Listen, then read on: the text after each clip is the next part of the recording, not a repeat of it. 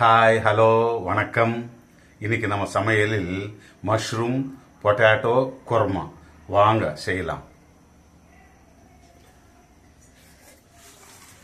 Mushroom தெரியல உங்களுக்கு. நான் மஷ்ரூம் இந்த மாதிரி 4 நாளாக கட் பண்ணி வச்சுருக்கேன். 2 வெங்காயம் பொடியாக நறுக்கி வச்சுருக்கேன். ஒரு தக்காளி, ஒரு பச்சை மிளகாய், ஒரு உருளைக்கிழங்கு பொட்டோட்டை. இது டேஸ்ட்டுக்காக முருங்கைக்காய் ஒரு 3 துண்டு போதும். இது போட்டால் ஒரு டேஸ்ட் வரும். எல்லாமே போட்டு இன்னைக்கு சப்பாத்திக்கு சைட் டிஷ் குருமா. அதுக்கு அரைச்சி கொஞ்சோண்டு தேங்காய், 2 பல்லு பூண்டு, ஒரு சின்ன துண்டு இஞ்சி, ஒரு 4 முந்திரி, இதை அரைச்சி இதில் ஊற்றிக்கலாம். இது முதல்ல தாளிச்சிக்கலாம். இப்போ இது தாளிக்கிறதுக்கு நான் எண்ணெய்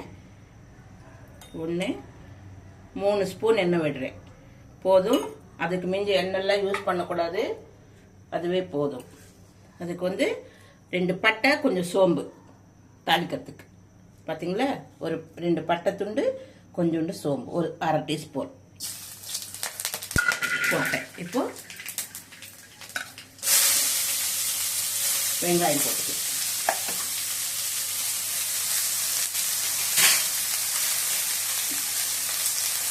ஒன்றா போட்டு வெங்காயம் தான் உதங்கணும் நல்லா. இப்போ இதில் கூட பச்சை மிளகாய் சேர்த்துக்கலாம். வெங்காயம் நல்லா வதங்கிடுச்சு. இப்போ தக்காளி போட்டுக்கலாம். தக்காளி, உருளைக்கிழங்கு, கருவேப்பிலை கூட முன்னாடியே போட்டுடலாம். எல்லாம் போட்டு கொஞ்சம் நேரம் வதக்கணும் எல்லாமே. இப்போது அதை அரைச்சி வச்சுருக்கேன் பாருங்கள், விழுது. தேங்காய், 4 முந்திரி, கொஞ்சம் இஞ்சி, 2 பூண்டு, அவ்வளோதான். முந்திரி 4-5 வச்சுருக்கேன். கொஞ்சம் தேங்காய் பற்ற வச்சேன். கொஞ்சம் இஞ்சி துண்டு, 2 பல்லு பூண்டு, அவ்வளோதான் அரைச்சி வச்சுருக்கேன். இது லாஸ்ட்டில் மிக்ஸ் பண்ணிக்கலாம். இதெல்லாம் வதங்கினதுக்கப்புறம் எல்லாம் ஒன்றா மிக்ஸ் பண்ணிவிட்டு உப்பு காரம் போட்டு குக்கரில் ஒரு விசில் வந்ததும் ஆஃப் பண்ணிக்கலாம். இப்போ முருங்கைக்காய் கூட அதில் சேர்த்துட்டேன். இது குருமா சூப்பராக இருக்கும். சூப்பராக சப்பாத்திக்கும் பூரிக்கும் நல்லா இருக்கும். இன்றைக்கி சப்பாத்திக்காக செய்கிறேன். இப்போ லாஸ்ட்டில் இந்த மஷ்ரூம் போட்டுக்கலாம். மஷ்ரூம் பாருங்கள், நல்லா கழுவிட்டு 4 நாளாக கட் பண்ணியிருக்கேன். நான் பெருசாக இருந்தது, சின்னதாக இருந்தால் 2ஆக போட்டுக்கோங்க. பெருசாக இருக்கிறதுனால நான் 4 துண்டாக கட் பண்ணியிருக்கேன். அந்த சைஸில் கட் பண்ணிக்கணும். பெருசாக இருந்தாலும் சின்னதாக வரும் இல்லையா, அது 2ஆக கட் பண்ணால் போதும். இது கொஞ்சம் பெருசாக இருந்தது, நான் 4ஆக கட் பண்ணேன். உப்பு காரம் போட்டுக்கலாம். இப்போ இதுக்கு பார்த்தீங்களா, உப்பு கொஞ்சமாக தான் போடுறேன். வேணுமுன்னா அப்புறமா போட்டுக்கலாம். உப்பு காரம் எல்லாம் கம்மியாக சாப்பிட சொல்கிறாங்க. எங்கள் வீட்டில் நாங்கள் கொஞ்சமாக சாப்பிட்றோம். உங்களுக்கு வேணுமுன்னா அப்புறமா சேர்த்துக்கலாம். சாப்பிடும்போது கம்மியானா இதுக்கு மஞ்சத்தூள், சால்ட்டு, சுகரு, ஆயில் எல்லாமே எவ்வளோ கம்மியாக சாப்பிட்டா அவ்வளோ நல்லது உடம்புக்கு. இந்த இதில் ஒரு பச்சை மிளகாய் போட்டிருக்கேன். அந்த பச்சை மிளகாய் ரொம்ப காரமான பச்சை மிளகாய். அதனால சப்பாத்திக்கு குருமான்றதுனால கொஞ்சம் காரம் கம்மியாக இருந்தால் நல்லா இருக்கும். ரொம்ப காரமாக இருக்கக்கூடாது. நான் இப்போ இதில் காரம் பார்த்தீங்களா, அரை டீஸ்பூனும் கொஞ்சம் கம்மியாகவே இருக்குது, போடுறேன். போதும்.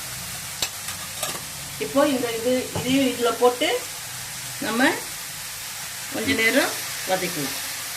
எல்லாம் ஒன்றா போட்டு வதக்கிட்டு குக்கரில் போட்டு ஒரு விசில் வந்தால் போதும். பார்த்தீங்களா, 2 விசில் விட்டுக்கோங்க. ஏன்னா உருளைக்கிழங்கு அதெல்லாம் வேகணும் இல்லைங்களா. 2 விசில் விட்டால் கரெக்டாக நல்லா வெந்து போயிடுச்சு. ஆஹா, மட்டன் ஸ்மெல் வருதுப்பா. சூப்பராக இருக்கும். இந்த முருங்கைக்காய் போட்டாலே குருமாவுக்கு நல்லா இருக்கும். டேஸ்ட்டுக்காக தான் நான் ஒரு 3 துண்டு முருங்கைக்காய் போட்டிருக்கேன். இது பொட்டோட்டோ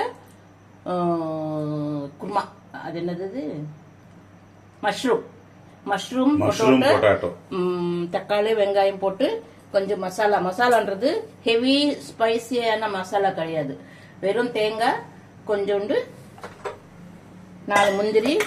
கடைசியில் இறக்கும்போது உங்க தயாரிப்பு மசாலா போடுவீங்களா? அது போடலையா? இல்ல, வேணாமா. அது போட்டா ரொம்ப ஸ்பைசி ஆயிடும். அது வந்து எண்ணெய் செய்யும் போது போட்டோம்னா அந்த ஸ்மெல் இல்லாம இருக்கிறது தான் அது போடும். இதுக்கு ஒன்றும் வேண்டாம், இதுவே போதும். நல்லா இருக்கு பாத்தீங்களா?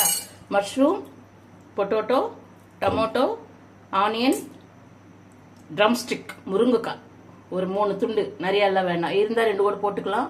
நைட்டு பொழுதுக்கு யாரும் சாப்பிட மாட்டாங்க. நான் 3 துண்டு தான் போட்டிருக்கேன். பாத்தீங்களா குருமா எப்படி இருக்குன்ட்டு? சப்பாத்திக்கு சூப்பரா இருக்கும், பூரிக்கும் நல்லா இருக்கும், தோசை இட்லிக்கும் நல்லா இருக்கும், சாப்பாட்டுக்கு கூட வச்சுக்கலாம். அவ்வளோதான். இதே மாதிரி நீங்க செஞ்சு சாப்பிட்டுட்டு எனக்கு கமெண்ட் பண்ணுங்க, லைக் பண்ணுங்க. ஓகே.